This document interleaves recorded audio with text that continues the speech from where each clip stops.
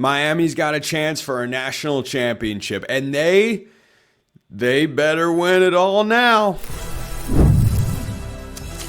You are Locked On College Football with Spencer McLaughlin, your daily podcast on all things college football. Part of the Locked On Podcast Network, your team every day. Welcome, everybody, to another episode of Locked On College Football. I'm your host, Spencer McLaughlin. Thank you all so much for making this your first listen or your first view every day. It is part of the Locked On Podcast Network, your team every day, the number one sports podcast network out there. We thank you all so much, especially my everydayers, for helping make that the case. Indiana is going absolutely nowhere in the national championship picture in 2026. Miami, on the other hand, is a little bit dicier there, guys. Arizona State, Colorado make moves at wide receiver, and another quarterback seeking a 7th year of eligibility. I might turn this show into a bit of a tirade on that front. We'll see. It's brought to you by our friends at FanDuel. This show is. Anyway, the college football playoff has got just one game left, and FanDuel is the best place to get into the action for the national championship game. So visit FanDuel.com to get your college football playoff profit boosts for the big game, which will feature the Miami Hurricanes, the Indiana Hoosiers. Anybody make that national title prediction before the year, buying that Indiana was going to be light years better than they were last year and that Mario Cristobal would get here? Who put it down? You got to show me some receipts. You can't just hop in the comments and say, I called it. I knew it'd be these teams. You didn't. So I'll talk more later about why I think Indiana is reloading right up Curt Cignetti's alley with the moves they've been making in the transfer portal. Miami, though, who can absolutely win on Monday. Do I think Indiana is winning the game? Yes. Yes, I do. I think Indiana is the best football team in the country. I also think I've picked Miami to lose in this playoff before, not against Ole Miss. They've won as a bigger point spread underdog than they are for the national championship game against the Hoosiers. They were a 9.5-point dog, according to our friends at FanDuel. Beat Ohio State. They did not care one bit. It's just a number. It's just a number. Does Miami have the talent to go toe-to-toe with Indiana? Yeah. Do they have the coaching? Well, those coordinators look pretty dialed in. I've seen their defense win games. I've seen their offense win games.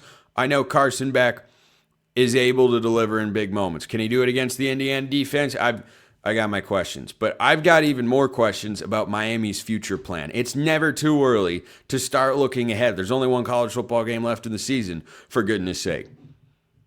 Miami does not have a viable plan at quarterback right now to be back in the national championship conversation in 2026. Indiana does. Indiana does. Don't take my word for it, though. Take the word of my guy Alex Dono of Locked On Canes. Miami took a swing at some of the top veteran quarterbacks, but to this point have come out empty. Miami wanted Cincinnati's Brennan Sorsby to come in for a visit, but he quickly committed to Texas Tech. Miami got Sam Leavitt of Arizona State in for a visit, but he decided to go with LSU. Then the reports came out of Miami apparently making a $6.5 million offer to Alabama's Ty Simpson. Miami, Ole Miss, and Tennessee all wanted Simpson to stay in college, but he decided to go through with his plans for the NFL draft. For a while, Hussein Longstreet was also available. Miami did not contact him. He ended up also going to LSU. So the big question, I guess, at this point would be, is Miami going to try to pull a rabbit out of their hat and perhaps land a quarterback who is not yet in the transfer portal? If that doesn't come to pass, if Miami is unable to maybe entice somebody to take their talents into the transfer portal, we could be looking at a 4-man competition from the guys that are within Miami's room to be the starting quarterback in 2026. The common thread is there's not a lot of experience in there, and I think that's why Miami was looking for someone in the portal with extensive experience. So the quarterbacks on Miami's roster, Emory Williams will be heading into his 4th season. He has the advantage of already having been in Shannon Dawson's offense for 3 years. Emory does have 2 starts under his belt from when he was a true freshman. A lot of people will remember him underwhelming in the second half of the Pop-Tarts Bowl last year when he came in for Cam Ward. Judd Anderson is heading into his third year, has very limited playing time under his belt, couple of games in relief. Luke Nickel is an exciting talent heading into his second year, former two-time state champion in Georgia in high school, but he's very green. And Miami also has a true freshman coming in, Darion Coleman from Orlando, Florida, who's got really exciting arm talent, but he's a true freshman. Is he ready to be the starting quarterback at the University of Miami? So there are a lot of questions right now as to whether Miami is going to stick with what they got, or if in the final hours of the transfer portal, the Hurricanes can find a way to pull off a magic trick. It would be kind of a magic trick. You know what? I was going to include this in my third segment, but it's worth mentioning now. There is a name who has applied for a 7th year of eligibility. By the way, Miami currently has a quarterback that's in his 7th year of eligibility in Carson Beck. Go figure. He's entered the transfer portal. He has been an all-conference player before. He would be, if I did my math correctly, which that's a dicey proposition at best at this point in my life, he'd be 24 years old right now. Would probably turn 25 if Miami were to make another run to the national championship game. It's Parker Navarro. You know where he's coming from? Ohio. Numbers are solid. Experience is there. He's trying to get another year of eligibility, but is reportedly going to enter the transfer portal. So we'll see. We'll see. We're still waiting to hear on Trinidad Chambliss. We're going to wait to hear on Parker Navarro. Maybe that's the option. I'm just going to throw it out there because when his name went in the portal late in the day on Thursday, the deadline to enter the portal is end of day Friday. Now remember, this is an important distinction. That is the deadline, end of day Friday, January 16th, to enter the portal. You may exit the portal, I believe, at pretty much any time. So if Navarro's in there, look, the music has stopped playing. Chairs have been filled. The number of high-level quarterback options that are out there. Maybe Miami's okay taking a reset year. Maybe they'd be good saying, you know what, Emory Williams, we're going to give you your shot. And you might take some lumps along the way, and that's okay. But we're in a developmental kind of reset sort of stage. Let's see if you can win 7, 8, maybe 9 games. Make it a fun, exciting season. Go to the Pop-Tarts Bowl again, perhaps. Run it back there. Get a win this time. And then look ahead to 2027. Maybe that's the way this goes. Maybe a true freshman will shock us all, but the last 2 years have been so wildly successful. Back-to-back 10-win seasons with veteran quarterbacks. I don't get the sense, knowing Miami fans as I do, that they're going to be content saying, sure, let's throw out the season and go 7-5 to develop a quarterback. Just a gut instinct. Just the way it landed in my head and therefore was expressed on the show. So anyway, keep all those things in mind. That ratchets up the pressure for Miami to win. Indiana does not have that same sort of pressure. First, this episode is brought to you by our friends over at FanDuel. The college football playoff is here with the national championship game still to go, and FanDuel is giving all customers even more ways to get in on the action every single game day of the playoffs. Because right now, every college football playoff game day, there's only one left, FanDuel users get a profit boost waiting for them in the app. Here is how it works and what you love about it. You get to use the profit boost on the bets you already feel good about. If you think Indiana is going to blow Miami out of the water as an 8.5-point favorite, well, then you could take that bet and apply the profit boost, make even more. If you think Miami's going to shock the world, are you feeling risky enough for Miami money line over at FanDuel? You tell me. You tell me. How gutsy you feeling, Canes fans? Whatever you feel good about, you apply the profit boost and go after even bigger winnings. And when you win, FanDuel pays out instantly, which is perfect for playoff football. And you've only got one college football game left this season to wager upon. And FanDuel is the place you want to do it at. FanDuel is the best place to get into the action all playoff long. Visit FanDuel.com to get your college football playoff profit boosts every game day. Check them out at FanDuel.com. Well, depending on how things go, I could pick Miami to be one of my serious regression candidates for the 2026 season. There's still a way to go. I can tell you right now, I've seen enough. I'm not picking Indiana to do that because they have been crushing the transfer portal. The last time I talked about Indiana transfers on the show, I talked about the skill guys. And you know what? It's worth reminding you how much I like these dudes. The player that I like least of these guys, not to say I don't like him, I'm just saying I like the other guys more. The player that I've talked about already on the show for Indiana, who I like the least, his name is Turbo Richard. He goes by Turbo. He's a running back. Okay? He's not the most talented guy that they've brought in. Some schools bring in a guy named Turbo and think they are going to hit the hydropower boost into a national championship run. Indiana brings in a guy like Turbo. That might be their 7th best transfer when it's all said and done. They brought in Nick Marsh, the wide receiver from Michigan State. Josh Hoover was my favorite quarterback that changed teams in the transfer portal this cycle. But there have been more moves since that point in time, including, get this. The portal is so crazy. Just remember the name for comedic purposes. I mean, Indiana, of course, turned him into a first-round pick. But for comedic purposes, let's remember the name Brock Schott.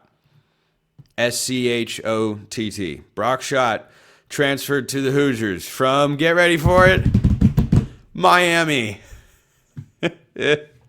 Yeah. Yeah, that's a doozy. That's a doozy of a move right there.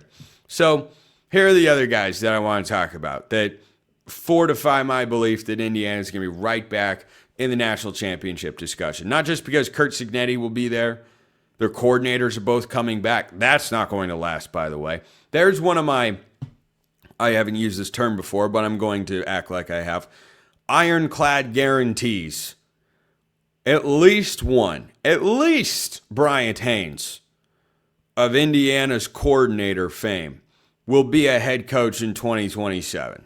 Curt Cignetti will not be able to run it back beyond 2026 with his same coordinators. Frankly, I think it speaks to the brand of Indiana football that he's able to do that now. Now, Indiana has ponied up plenty of money to keep these guys, but Mike Shanahan and Bryant Haynes, how does everybody not want a piece of what Cignetti's doing right now? Maybe it's that IU brand bias, and if it were a maize and blue M or a scarlet O on a silver helmet with stickers on the back, maybe it'd be different. But alas, here we are. By the way, Ohio State offense coordinator. If you missed it, Brian Hartline, he's the head coach of South Florida. So, a couple other guys. First, let's start with A.J. Harris.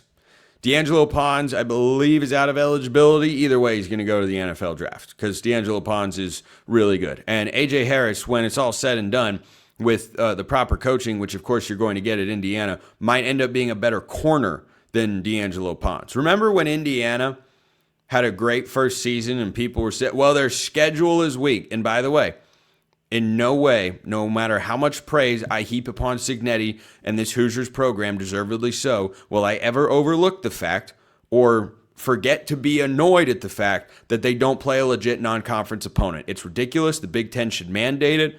Indiana's rise should feature a marquee non-conference opponent. It doesn't. It's stupid. College football has a lot of problems. Scheduling is nowhere outside the top 3 for me. But A.J. Harris comes over from Penn State, because that situation, of course, imploded.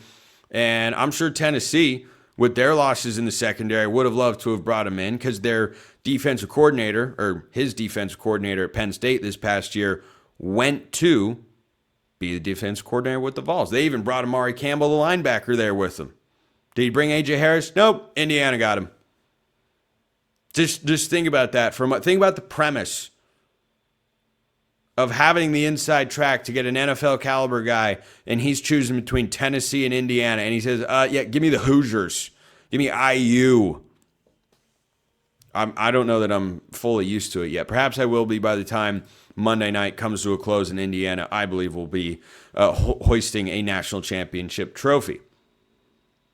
They could do it in 2026 as well. Why the heck not? They're going to have the quarterback. They're going to have the weapons. So they brought in Nick Marsh, who's a big-bodied possession receiver. They also brought in Shaz Preston, who comes over from Tulane. These next two guys I'm going to talk about are just quintessential Curt Cignetti transfers.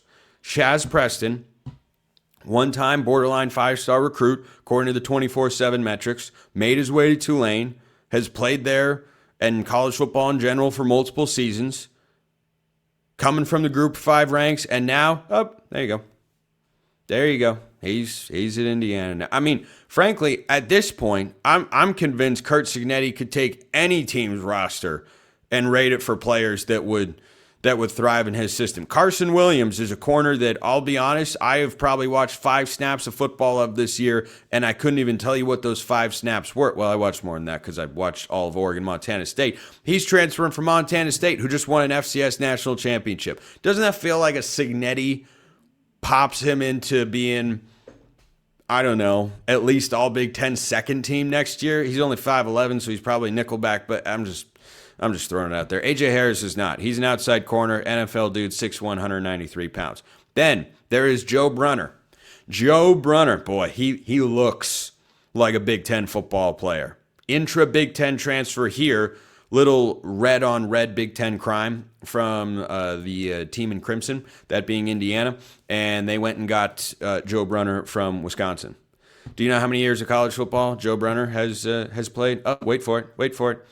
Again, his PFF grade this year, okay, around 65, 66, pass blocking grade of 72. Don't worry, Cignetti and company will bump that up to the mid to high 80s by the end of the 2026 campaign. Joe Brunner has played, wait for it, 4 seasons of college football.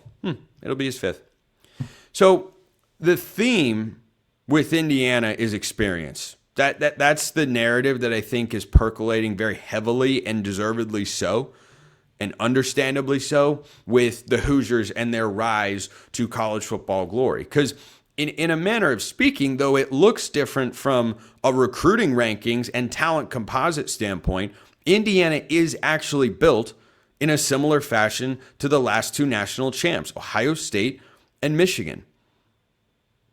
Now, those teams did it with quarterback play that is frankly nowhere near. Will Howard was very good at Ohio State. He was not drafted early on. He is not a starting quarterback.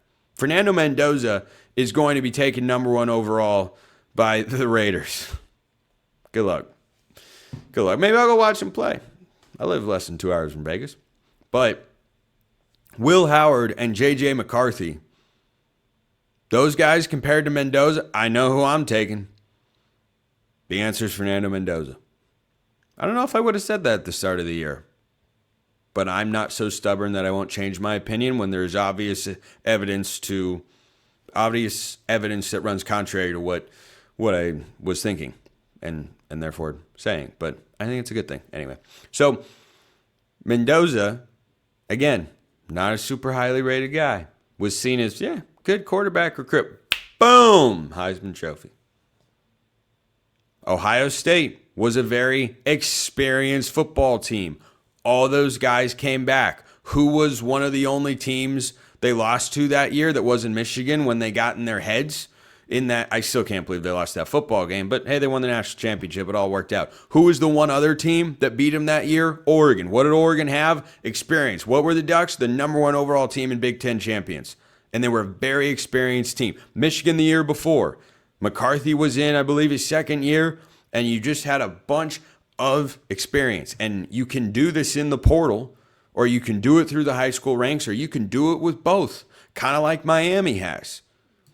But when I'm trying to figure out how I can make a better preseason national championship pick next year, heck, one of the reasons, frankly, Dabo Sweeney's just completely lost his touch. One of the reasons I and others picked Clemson to win it all before the season began is they were trending up, their quarterback was returning, and they had a bunch of experience all over the roster. I think everyone's going to try and follow that blueprint. But when you bring in these guys that have just played 2, 3, or 4 years of college football, but you just have edges over other guys that you can't always quantify. But they're very real, and they're doing it for a reason. So, yeah, Indiana's Portal Hall, really good. And I'm going to dive heavily into the national championship matchup on my Monday show. But for the next season snapshot for both these teams, that's not the way that I should phrase it. I'm just recording a little late here. Brain's wired all over the place. I've been on the air for a number of hours today. So next year, I think these teams can be very different spots, pending what happens with the Miami quarterback situation, because Miami is built to last. They're built to be sustainable year over year. Anyone and everyone needs good to above average to good quarterback play. And Miami, I don't think currently has a plan to make that happen. Maybe it's Parker Navarro. But Indiana's got a very clear-cut plan, and I believe it's going to work. Never seen anything like it. The Indiana Hoosiers, man. The Indiana Hoosiers. I don't even know. What about in the Big 12? How about it?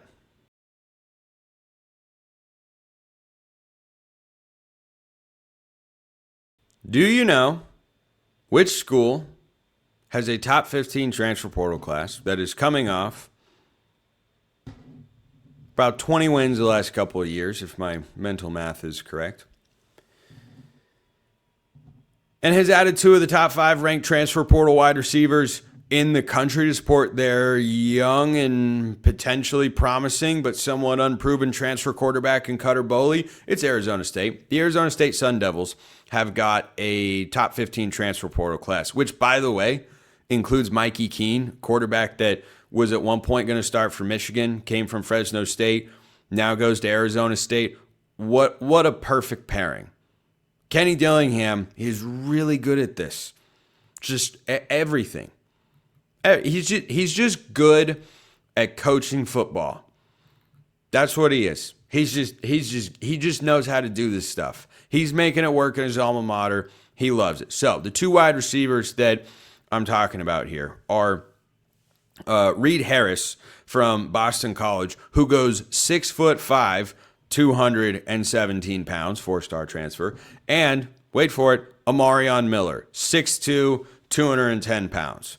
I think from a one-to-one system fit, carry over the play style and schemes and all that, Amarion Miller is going to be their new Jordan Tyson. And Arizona State, based on these 2 moves, it's just all in on being bigger than everybody else. You got a 6'5" quarterback throwing to a 6'5" wide receiver.